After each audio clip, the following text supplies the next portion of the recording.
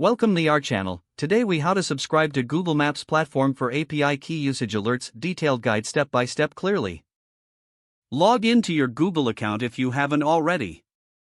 Once logged in, select the project associated with your Google Maps platform API key. If you don't have a project, create a new one by clicking on the Select a Project dropdown and then New Project.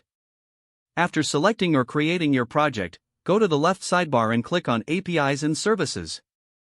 In the APIs and Services menu, click on Dashboard. Here, you will see a list of APIs currently enabled for your project. Locate the Google Maps platform API that you are using. Next, click on Manage in the top right corner of the API card. In the API Management dashboard, look for the Usage section. Scroll down to find the option that states Enable API Usage Alerts. You will now be prompted to configure your alert settings. Select the type of alert you wish to receive, such as usage thresholds or billing alerts. You can set specific thresholds for daily usage or monthly costs.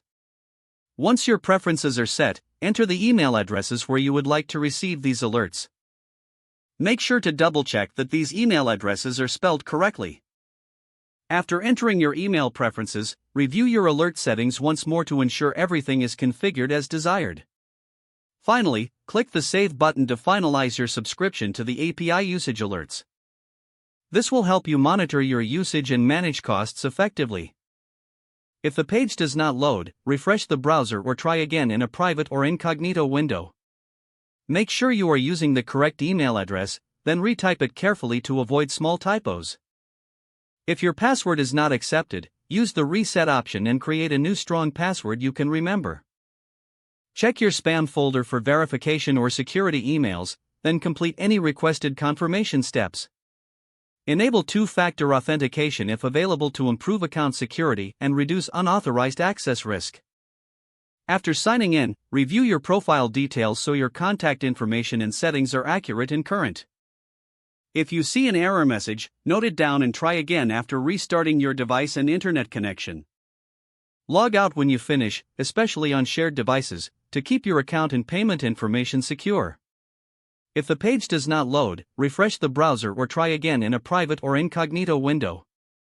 Make sure you are using the correct email address, then retype it carefully to avoid small typos. If your password is not accepted, use the Reset option and create a new strong password you can remember.